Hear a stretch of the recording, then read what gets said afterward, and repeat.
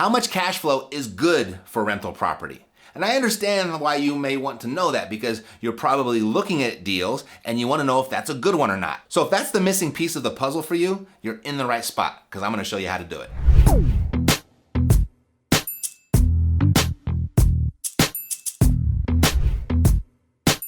So if you could know how much cash flow made a good deal, you'd be all set. And now you could move forward with a certain level of confidence. And that's what I want for you. So I'm going to give you a very basic formula so you can make quick decisions and determine whether a deal is worth your time, energy, or money. So what is cash flow? Let's establish that first.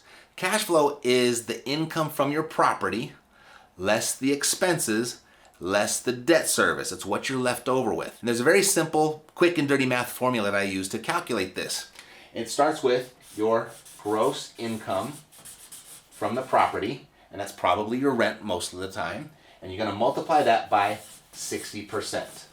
This is the quick and dirty math formula, and what we're doing is we're essentially subtracting 40% from our gross income and allocating that towards our property taxes, our insurance, our maintenance, our vacancy, and our property management. And now once we have that, we want to subtract our debt service.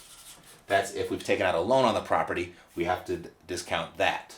And then what we're left with is our cash flow, or what I sometimes refer to as cash after debt service. Now, if we're going to plug real numbers into this, it would look something like this. Let's say we had $1,000 a month we're receiving from our property in rent. We're going to multiply that by 60%. That's going to give us $600. And let's say the mortgage we have on the property would be, $400 a month.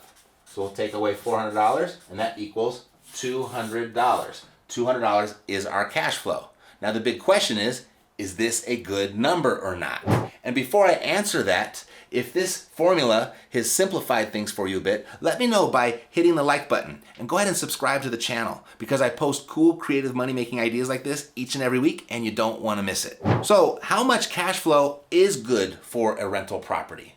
Well, the answer is that depends.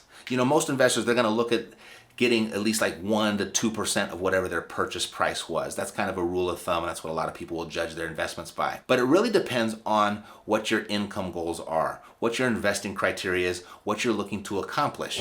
Now, how do you know if this is a good number or not? Well, the first thing you want to do is this a positive number, right? You want to make sure that this property, however you are investing, it's paying you more than it's costing you. If you're negative each month, that's not a good deal. Now, the second part of this is it depends. And it really depends on how are your other assets in your investment portfolio performing.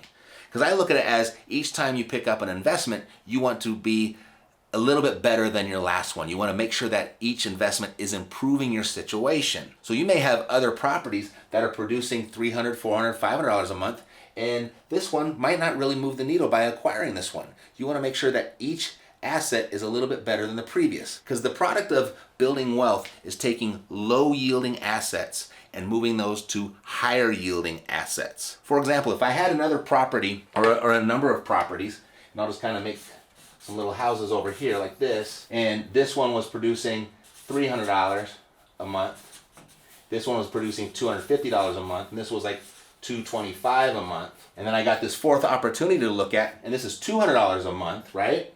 So that might not be a good investment for me.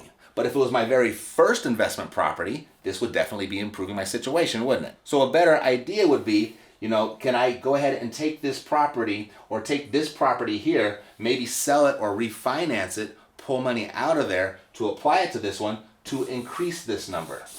And that's how you know. It's all relative, because what's a good deal to me, not necessarily a good deal to you, and vice versa.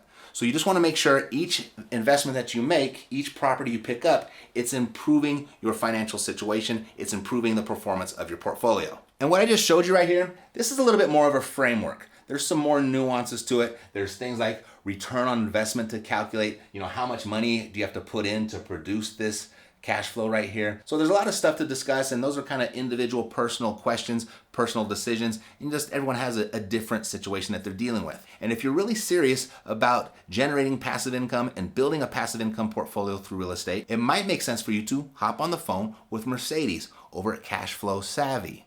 Because what she does over there is she'll go out and she'll find the properties for you. She'll fix up the properties for you. She'll put a tenant in place. She'll arrange the property management. She'll even arrange the financing. And then she'll go ahead and coordinate the entire transaction and just hand it over to you on a silver platter. If you like the way that sounds, head on over to Cashflow Savvy, cashflowsavvy.com, and download the free investor packet there. And then that'll give you the opportunity to book a time with Mercedes if and then it does make sense still. That's at cashflowsavvy.com. That conversation with Mercedes, it's free, but her experience, it's priceless. And I'll put that link in the description for you below as well. All right, thanks for watching. Take care. I'll see you next time.